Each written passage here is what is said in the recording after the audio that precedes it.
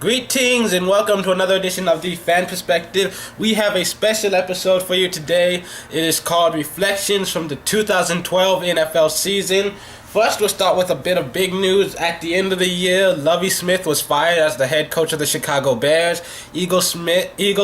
The Eagles fired Andy Reid, the head coach, from his head coaching job and the Chiefs fire head coach Romeo Crennel. The Cleveland Browns fire head coach Pat Shurmur, and Gailey is fired from the head coach of the Buffalo Bills, and the Jets fire GM Mike Tannenbaum. And so, other than that, 2012 was a very interesting season, and I wanted to just look at some of the things. Like, I made a few predictions at the beginning of the year that some of them came true, others not so much. We're going through this by division. We'll start with the AFC East. I wasn't quite sure how well the others would do, but the one thing I knew for a fact was that the Patriots would win the division. I also predicted that the Jets would be in for another disappointing season. Once again, Tom Brady proved that he's Tom Brady, and the Patriots finished first in the division with a 12-4 record, while the Dolphins finished second with a 7-9 record. The Jets finished third and the Bills fourth, both of them with a 6-10 record. And Tebow basically did nothing.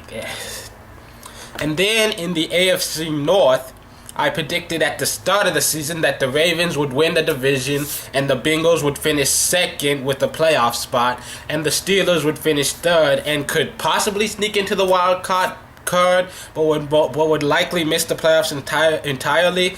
And I was right on every count. The Ravens started off so hot that even though they faded down the stretch, they were still able to hold on to that division title, despite the Bengals ending the year very strong, including victories over the Steelers, who had their struggles throughout the year. Too much turnover on that roster made it hard for them to compete constantly and to play well enough on offense, despite the fact that even while they were banged up for so much of the year, their defense was still one of the best in the league. The Ravens and Bengals both finished with a 10-6 record, but the Ravens had the better division record than the Bengals, and the Steelers finished 8-8, while the Browns finished with a 5-11 record. And in the AFC South, I predicted that the Texans would easily dominate and end up as the only team in the division to make the playoffs. I was half right. The Texans were easily one of the best teams in the entire NFL for most of the season and finished first in the division with a 12-4 record. However, the Colts had a surprisingly great season and finished with an 11-5 record and a playoff berth. The Titans finished third with a 6-10 record, and the Jaguars finished last with a 2-14 record. And then in the AFC West, at the start of the year, I honestly thought this would be one of the toughest divisions in football, and that I wouldn't be surprised with any of these teams winning the divisions, and I wouldn't be shocked to see 3 teams from this division get into the playoffs. However, the Chiefs, they've got plenty of talent on their roster, a lot of names in different key positions throughout on both sides of the ball, but somehow they keep managing to throw away game after game and finish dead last in the NFL with a 2-14 record and have the first overall pick in the 2013 draft. And I thought the Raiders would finish last in the division. I mean, I said they had talent with guys like McFadden and Palmer that I wouldn't be shocked to see them make a surprise run and get into the playoffs, but I figured that they would still be the Raiders and finish last in the division. They managed to get by with third place and a 4-12 record, and I figured the Chargers would have a bounce back year, and they started off very well, but after the first month they looked like total shit, and I really don't know what happened. They finished third in the division with a 7-9 record. And the Broncos, they were a playoff team last year with Tim Tebow, so having Peyton Manning at QB definitely made them Super Bowl favorites for me. And they started off a bit shaky at the beginning of the year. They started with a 2-3 record, but then they closed out the season winning 11 straight games, and they finished not only at the top of the division, but they have home field advantage throughout the playoffs.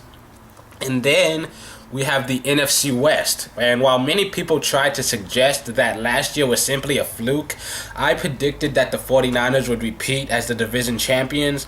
They started off the season incredibly strong, but once Kaepernick took over, they started getting a bit shaky towards the end. They had huge games like what they did to New England, but then they had horrible games like what they did against Seattle. And they barely held on to the number one spot with a record of 11-4-1, and they managed to clinch a first-round bye. And after taking a deeper look at Seattle's roster, at the beginning of the year, I predicted that they would win up to 10 games and could possibly sneak into the playoffs with a wild card spot. They finished second in the division with an 11-5 record and a wild card spot. And then with the Rams, they've got a new head coach. They've got a roster full of young talent. I thought they could have a few surprises in store. I didn't think they'd get over 500 this season, though. They had a relatively strong year, though, and they were very close as they finished with a record of 7-8-1 and third place in the division. And last, of course, went to the Arizona Cardinals. And, I knew they wouldn't make the playoffs. I knew they would be in the bottom half of the league just because of what was happening at QB at the beginning of the year. But who would have thought that after starting 4-0, they would finish the year 5-11? That's just kind of sad. And then in the NFC South, at the start of the year, I predicted that the Falcons would win the division, while the Panthers, who many people predicted to win the division, get into the playoffs, I said that they would finish dead last, and that the Saints would finish second but miss the playoffs. And for a lot of them, I was right at so many different parts of the year. The Falcons, they started off 8-0 and were at the top of the league all season. They finished the year with a record of 13-3 and home field advantage throughout. The Saints, shockingly, started 0-4, but fought back in the second half of the year to finish with a 7-9 record. And the Panthers, they started off very poorly as well before a strong second half and managed to steal second place in the division with a Week 17 victory over the Saints, finishing the year with a 7-9 record. And then the Buccaneers, they struggled at the start before going on a huge hot streak, and which came to a complete halt down the stretch, and they finished last in the division with a 7-9 record. This still ended up being one of the better divisions in football. Yes, the Falcons were the only actual winning team here, but the other three all got 7-9, and it seems like they only lost so many because they kept playing each other. And then you have the NFC North, which is actually the best division in football right now. And I said at the beginning of the year that it would be the best division in football, and I was right. However, I did say that the Lions would finish second in the division and get a wild card spot. Instead, they finished last with a 4-12 record. And I figured that the Bears would be the third team in the division, and I wouldn't be surprised to see them in the playoffs, but I didn't necessarily see it happening.